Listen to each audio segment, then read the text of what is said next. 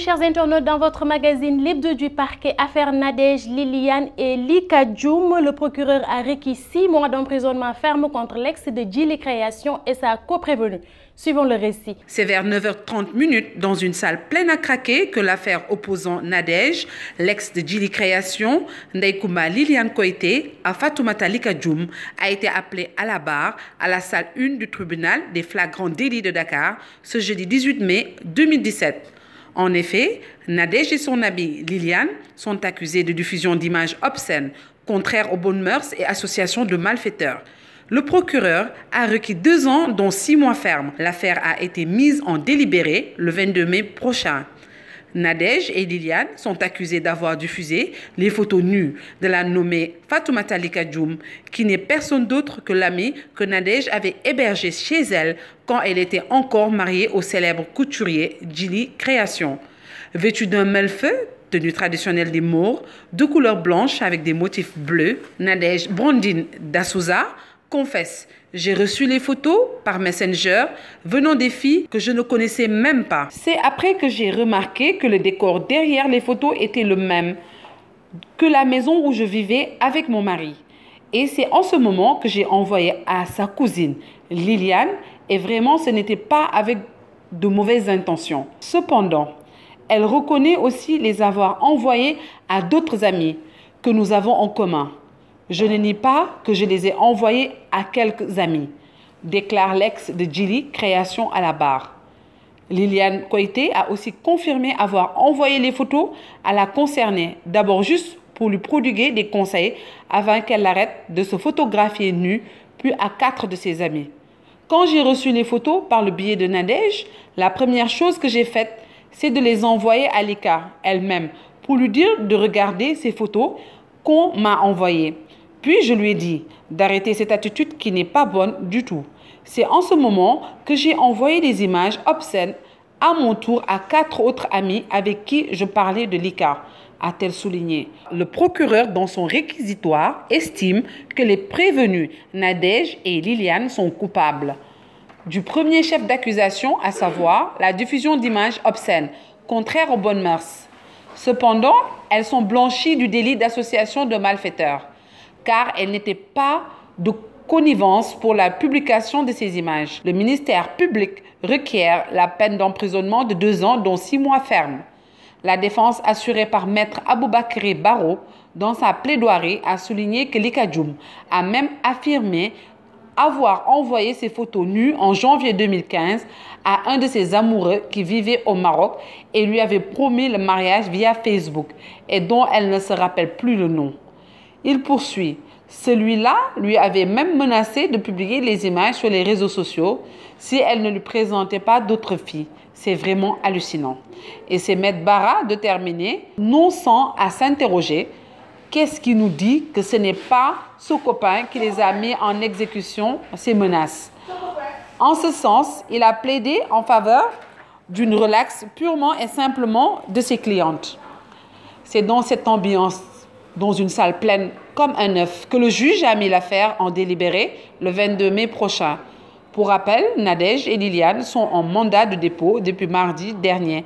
Elles vont devoir prendre leur mal en patience jusqu'à la semaine prochaine pour être fixées définitivement sur leur sort. Écoutons Maître Aboubakry Baro, un des avocats de Nadège et sa coprévenue, au micro d'IGFM. Aujourd'hui, l'affaire a été retenue et plaidée. Ce que l'on peut retenir, c'est que nous avons formulé une demande de relax à titre principal. À titre subsidiaire, on a demandé la relax au bénéfice du doute pour la bonne et simple raison que les faits pour lesquels nos clientes, à savoir Liliane Koité et Nadège Dassouza, ne sont pas coupables. En tout cas, leur culpabilité n'a pas été démontrée par des éléments du dossier. Dans la mesure où elles sont liées, elles ont partagé les photos en question avec leurs connaissances à titre purement privé.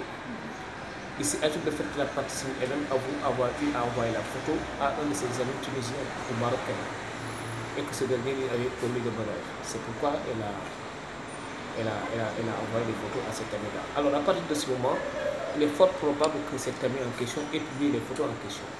C'est pourquoi on a mis l'accent sur le fait que l'enquête n'a pas été diligentée de la façon la plus exhaustive qui soit, qu'elle puisse permettre l'arrestation en remontant à la source de cette illusion. Est-ce qu'il n'y a pas d'autres personnes qui ont publié ces photos? Voilà les raisons pour lesquelles on a demandé la relaxe de nos clients, purement et simplement, à défaut, la relaxe pour bénéficier de nous. Le procureur a requis, c'est son avis, il dit être convaincu de la culpabilité de nos clients. Mais nous estimons que la culpabilité n'a pas été démontrée par l'accusation. On a battu en brèche le réquisitoire du parquet qui, à notre avis, ne se fonde sur aucun élément tangible de preuve palpable pour demander la condamnation de nos clients à la peine de 6 mois ferme. En toute la cause, le tribunal est souverain, le tribunal a les éléments d'appréciation et le tribunal apprécie en toute souveraineté. Excusez-moi le redondance, mais c'est comme ça que ça se passe. Étant entendu que nous avons toujours plaidé la relaxe pour la bonne et simple raison que la culpabilité de nos clientes n'a pas été démontrée. L'affaire a été mise en délibéré et le jugement est rendu le 24. Le tribunal correctionnel de Dakar a rendu son verdict concernant l'affaire opposant l'ancien Premier ministre Abdoul Mbaye et son ex-épouse Aminata Diack. Le juge et ses 2 assesseurs ont relaxé Abdoul Mbaye purement et simplement. Il était poursuivi pour faux, usage de faux et tentative d'escroquerie par son ex-épouse Aminata Diack. Cette dernière lui avait réclamé en guise de dommages et intérêts la somme de 500 millions de francs CFA. Elle avait aussi demandé au juge d'ordonner la liquidation des biens acquis par Abdoul Mbaye puisqu'ils étaient mariés sous le régime de la communauté des biens. Elle a été déboutée. Écoutons Maître Bamba Cissé, un des avocats d'Abdoul Mbaye au micro du GFM. En fait, il a été relaxé du chef de faux et usage de faux. Il a été relaxé également du chef de tentative d'escroquerie et du chef de complicité de faux. Donc les juges ont estimé qu'il n'y avait aucune infraction imputable à M. Abdoul Mbaye. Et ça, c'était notre posture de principe, parce que je rappelle qu'Abdoul Mbaye n'était pas poursuivi pour avoir changé une option de mariage, c'est-à-dire de la monogamie à la polygamie, contrairement à ce que beaucoup de personnes pensent. C'est pas ça. Il était poursuivi parce qu'il a changé le régime de la communauté de biens pour aller vers la séparation de biens. Et c'est juste ça, le souci dans le dossier. Et donc cela, effectivement, a été écarté par les juges parce qu'ils ont estimé qu'il l'a fait sur la base d'un jugement. Et ça, ce jugement, cette ordonnance-là, plutôt cette décision de justice, son existence n'était pas contestée. Et donc, de ce point de vue, Abdoul Mbaye était couvert. Il n'y avait, en tout état de cause, aucun élément qui puisse permettre au juge de condamner Abdoul Mbaye. Parce que justement, c'est un dossier qui n'avait pas des relents de dossier pénal. Et donc, le juge a estimé, sur la base également de l'accord de son époux, parce que s'il y a eu un changement, c'est effectivement que son époux avait donné son accord. Et cet accord-là n'était pas contesté. Donc, on ne voyait pas de problème dans ce dossier. Abdoul Mbaye a donc été purement et simplement relaxé. Son épouse déboutée de sa demande tendant au paiement de la somme de 500 millions. D'accord. Et l'officier d'état civil? Il a été condamné pour faux, pour avoir raturé le document en présence du juge. Parce qu'il explique que le juge l'avait appelé après que Abdoul Mbaye a changé de régime sur la base d'une décision de justice. Un autre juge est venu lui dire non, la bonne procédure c'est pas ça, il faut enlever ça en attendant que les époux reviennent pour faire la bonne procédure. Il dit que lui-même a accepté qu'il a raturé et donc cette rature-là constitue une faute que les juges ont considérée comme étant un faux qui était imputable à l'officier de l'état civil. Mais ça ne concerne pas Abdoul Mbaye parce que lorsque ça a été fait, ce n'était pas en sa présence, c'était en présence de l'officier de l'état civil et du juge, une chose dont Abdoul Mbaye est purement, totalement étranger et donc il n'y avait aucun élément à charger contre lui. Et il est condamné à combien? Et l'officier de l'état civil a finalement été condamné sur la base de ces ratures-là à une peine de 6 mois de sursis. Arrestation d'un présumé terroriste, AD a été arrêté à Richard Toll par la division des investigations criminelles pour des faits de terrorisme présumés. Faisant partie des Sénégalais qui avaient rejoint la Syrie pour combattre aux côtés de l'État islamique, c'est la Libération qui a donné l'information. Une arrestation qui a eu lieu vers les coups de 3 h du matin à l'hôpital de Richard Toll, où le suspect, atteint de tuberculose, avait été interné. Ce dernier qui a été acheminé à Dakar après avoir reçu des soins adéquats. Une information toujours du quotidien Libération. Parlons à présent de ce fait sidérant.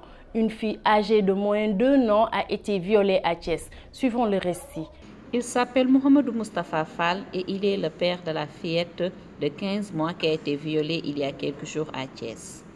Le papa, qui est aujourd'hui très affecté par cet acte ignominieux, a raconté comment les choses se sont passées lors de son audition à la police. Dans la nuit du mardi au mercredi dernier, j'ai longuement discuté avec mon épouse qui avait une insomnie jusqu'à 1h du matin. Elle est en début de grossesse. Nos 2 enfants dormaient dans le salon mitoyen à notre chambre, a-t-il expliqué, renseigne l'observateur dans sa livraison de ce vendredi. L'homme ajoute que la porte de la véranda est toujours bien fermée chez lui et que son fils aîné, qui a 3 ans, dort sur le même lit que la victime. Puisqu'il arrive à mon fils qui dort seul de pleurer pendant la nuit, j'ai fini par dire à mon épouse de coucher sa petite sœur dans la même chambre que son frère, étant entendu qu'elle vient tout juste d'être sevrée. Le père de l'enfant indique que, de son lit, il pouvait voir ses enfants couchés et que jusqu'à 5 heures du matin, sa fille était toujours au lit. Et son épouse enceinte, qui s'est plusieurs fois levée pendant cette nuit pour aller aux toilettes, avait bien laissé les enfants au lit. C'est quand elle s'est réveillée vers 7 heures du matin qu'elle a constaté que sa fillette n'était plus sur le lit. Puis elle est venue réveiller son mari pour l'informer. Je lui ai alors conseillé d'aller voir dans la cour si notre fille n'est pas en train de jouer avec son frère. Elle m'a révélé que notre fils dormait encore et je me suis levée. J'ai constaté que la porte de la véranda était ouverte. Lorsque je suis entrée la nuit, c'est ma femme elle-même qui m'a ouvert la porte de la véranda. Je suis marchand ambulant. Je rentre tard le soir à la maison, souvent un peu après minuit. Puisque c'est elle qui est chaque fois avec les enfants, elle se couche tôt et se barricade, explique Mohamedou Moustapha Fall. Puis, le père de famille, qui a loué une chambre de son appartement à Abdou, qui travaille dans une boulangerie, appelle ce dernier. Quand je n'ai pas vu la petite, je l'ai appelé pour lui demander s'il avait refermé en sortant vers 6 heures du matin pour aller livrer le pain. D'habitude, je lui demande même de me réveiller pour que je puisse refermer la porte de la véranda. Abdou m'a confié qu'il avait juste accroché le loquet. Quand je me suis réveillée, j'ai constaté que la porte n'était pas refermée. C'est pourquoi j'ai pensé que ma fille était dans la cour de la maison. Mais ce jour-là, la fillette qui avait l'habitude de pleurer à son réveil ne l'a pas fait. C'est pourquoi on était inquiets. Au petit matin, nous avons cherché partout dans le quartier. Vers 7 heures du matin, je suis venue à la police du 1er arrondissement pour déclarer sa disparition, raconte le papa, dont les propos sont rapportés par l'observateur. C'est au moment où je me rendais à la brigade de recherche de la gendarmerie qu'un élément de la police du 1er arrondissement m'a appelé pour me dire que les sapeurs-pompiers ont découvert un enfant abandonné à Grand Thiès. Je me suis rendue à la police qui m'a renvoyé à la caserne des sapeurs-pompiers qui avait conduit la fille aux urgences de l'hôpital régional Amadou Sakhir Ndiéguène. J'ai alors identifié ma fille qui était dans un piteux état. S'indigne le papa. Informé du viol de sa fille, la mère a perdu connaissance. Fall, qui ne décolère toujours pas, déclare que l'auteur de cet acte, qui n'est pas encore démasqué, est un sauvage, un pédophile, un barbare et un maniaque sexuel, qui doit être démasqué pour qu'il ne fasse pas d'autres victimes. Il veut même être soutenu afin qu'un test d'ADN puisse être fait afin de trouver l'auteur de cet acte ignominieux, nous informe le quotidien L'Observateur. Un drame s'est produit à Malika ce jeudi 18 mai 2017, informe la radio Zik FM. Un homme a été retrouvé pendu dans les filaos à proximité de la plage de Malika. La police, informée de cet incident, est venue procéder au constat. Les sapeurs-pompiers ont ensuite acheminé le corps sans vie à la morgue. Après annonce de ce drame, le maire de la commune s'est aussitôt rendu sur le lieu. L'enquête suit son cours. Après sa femme, le maire de Ziguinchor, Abdoulaye Baldé, a déféré à sa convocation le mardi dernier à la Cour de répression de l'enrichissement illicite. Après 6 tours d'horloge, Abdoulaye Baldé a finalement quitté les locaux de la Cour de répression de l'enrichissement illicite. Pressé de questions, le maire de Ziguinchor n'a pas voulu se prononcer. Le rapport a été déposé, on lui a proposé des questions et il a répondu, et c'est normal, a souligné un de ses avocats, Maître Diallo.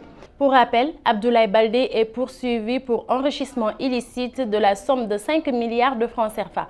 Chers internautes, c'était tout pour ce rendez-vous d'aujourd'hui. Rendez-vous est donc pris très prochainement pour d'autres informations judiciaires.